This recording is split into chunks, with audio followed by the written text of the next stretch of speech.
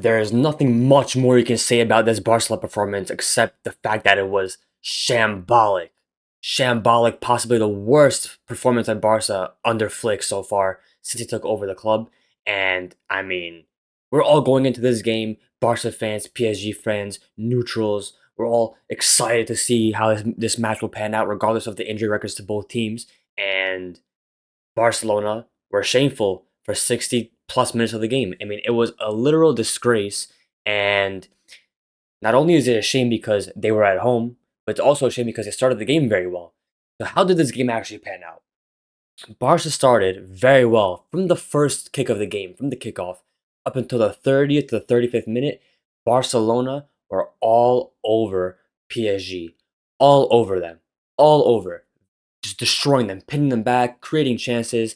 And Barca got an early goal on through Ferran Torres in the 19th minute. A great play. Vitinha makes a mistake. Yamal capitalizes on it, gives it to Pedri, finds Rashford, who first time passing to Torres finds him, and Ferran finishes it for 1-0. And within that period of domination, Ferran could have actually had two goals if his shot where he rounded the keeper went in, but it was Barney who blocked it. But in that first 30 to 35 minutes, Barca, and I mean it, Barca were all over them. Pedri alone was mogging the entire midfield of PSG that entire time. Pedri alone, and I'll talk about the issue of what happened regarding Barca's midfield in the second half. But Barca were all over them, and once the 30th or the 35th minute hit, everything switched and never changed again.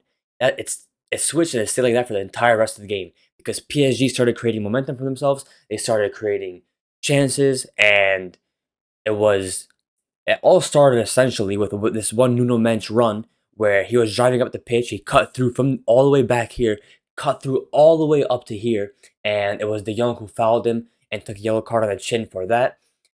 And from that moment, it was all PSG. 3 minutes later, 5 minutes later, PSG score a goal. Once again, Nuno Mensch drives through the pitch, finds a pass into the middle, and then Mayulu finishes it very well. And it was very poor defensively from Barcelona.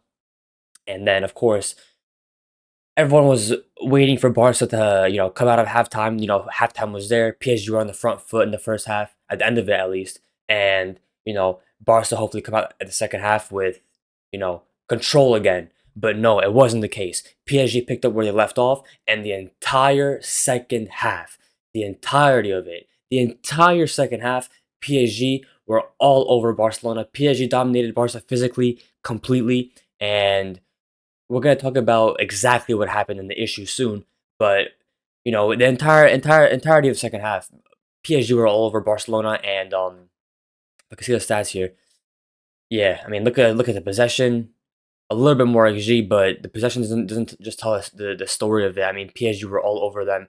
I can see the player positions for the second half. I don't think I can, um, but yeah, at the end, PSG found their goal through Hakimi, and it was Hakimi and Nuno Mensch who got the assist for both of PSG's goals today.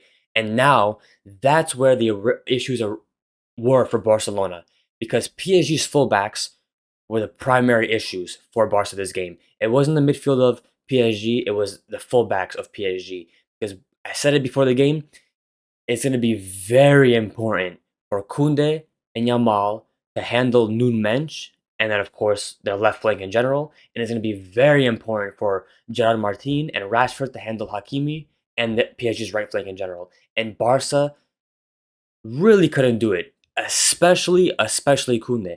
Kunde the entire game was getting fried. He would go up for no reason because he's not that good, particularly attacking wise. Kunde would push up and get caught out every single time, and it would be either De Jong or Garcia or Olmo forced to cover for him. Virtually every single time Kunde went up in the attack. Gerard Martin, to be honest, he did have a very good game. He was winning everything. He was anticipating a lot of balls that were coming in from PSG, but he's just not he doesn't have the pace to be able to do it for the entirety of the game. So he couldn't handle it essentially for that long. And once PSG gained control of the game and then kept it for the entirety of the game, I said it earlier in the game, Pedri was mogging the midfield of PSG, and he was. But once Barca became flat-footed. Once they couldn't, control the ball for a second, Pedri or whoever it would be, doesn't matter who it is, would win the ball, and then instantly Barca would just hoof it up looking for somebody. And they were playing way too vertical in comparison to the way they were playing against Newcastle. And for that reason, Pedri was forced to be a road runner this game rather than an actual midfielder. And that's where, he became fried in terms of stamina and had to be subbed off. So that's an issue. Barca are playing way too vertical. They weren't trying to control the ball at all. They're not playing horizontal at all. It was way too vertical, and that's where Barca ultimately suffered. Particularly players, Chesney could have done better in terms of some of the shots that PSG had, but nothing more to blame from him, to be honest. Kunde, diabolical. Eric Garcia was very, very, very good today, and it would have been an absolute rout by PSG if he wasn't that good.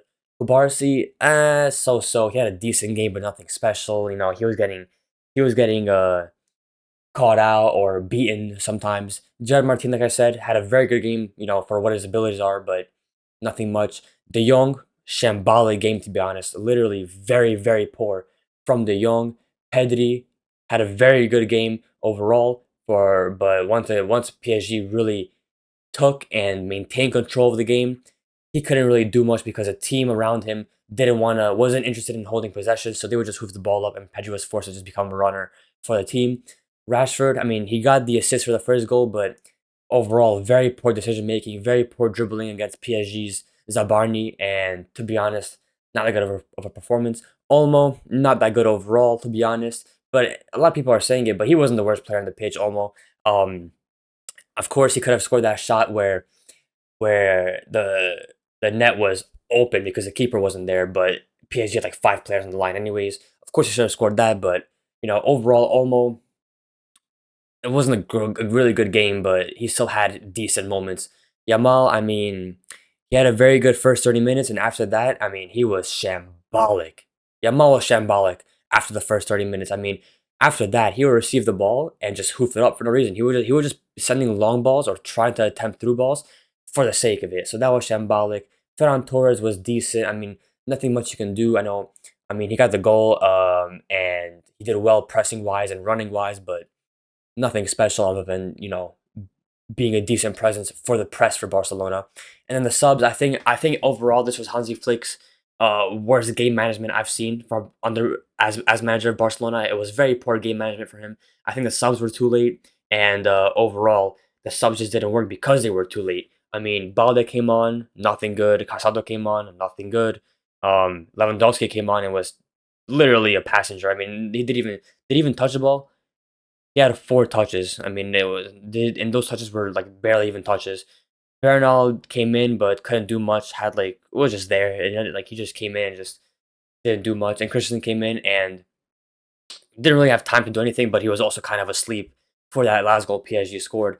But yeah, it's a shame because both these teams had a lot of injuries, but it's a bigger shame because PSG were missing their entire front line and they still won this game and they still dominated this game. Imagine what would have happened if Barca performed like this and PSG had their entire front line available. So it was just a shame, and it's not just about the fact that Barca lost. It's a fact about that.